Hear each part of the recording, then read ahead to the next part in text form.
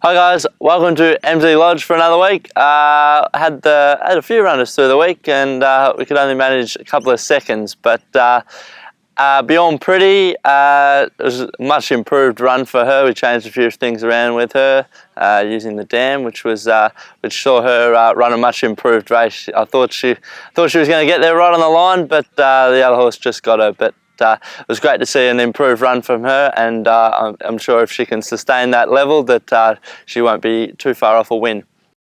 Chopsticks, he ran his usual honest race. It's really rapt to see that horse sort of hitting the line this prep. Last prep he was sort of looking at the post, but this time in he's hitting the line as hard as any horse in the race, which is great to see, and I'm sure a win is not too far away from him either.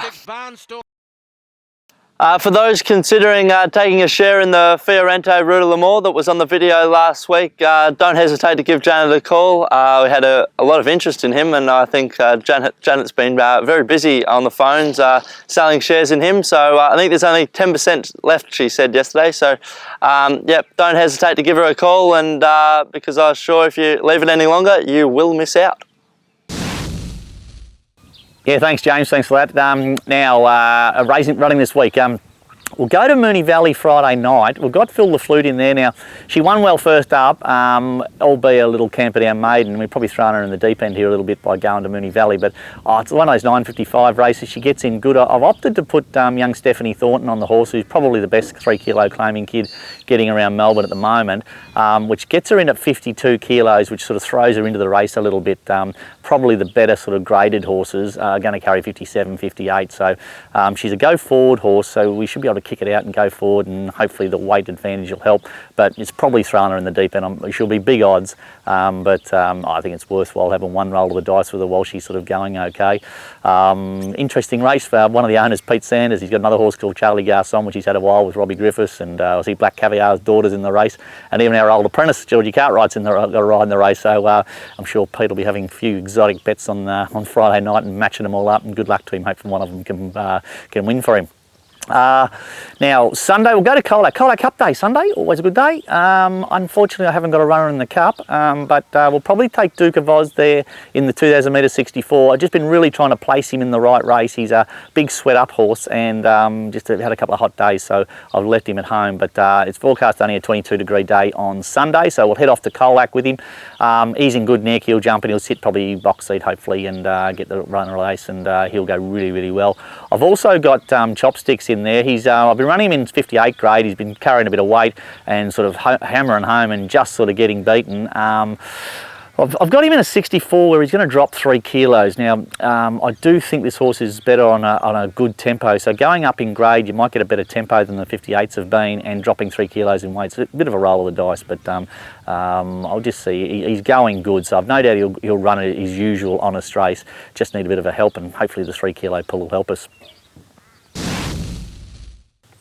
Now, I've got a couple of horses in a few places. There'll be Mohaka. Now, I was a bit disappointed with her the other day. I thought she raced a bit flat, but it was 36 degrees or something the other day, and she just was a little bit flat. So I've just done to put that behind her.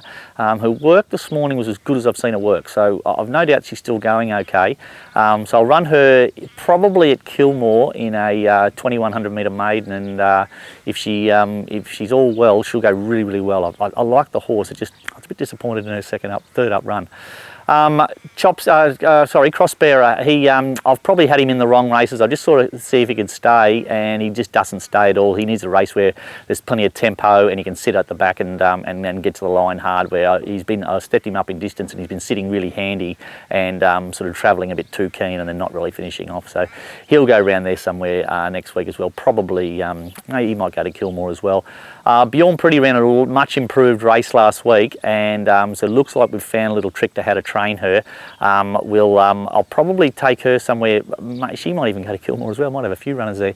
There's a mile 58 there that's probably same track and distance as what she ran the other day, except it's against the boys as well. So she drops a couple of kilos in weight, and she certainly seems to have come through that run great. So yeah, those 3 horses will go around somewhere next week, probably Kilmore Thursday.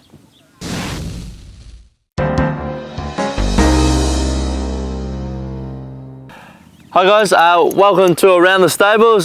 This week's feature horse is a filly, a 2-year-old filly by Helmet out of Expensively.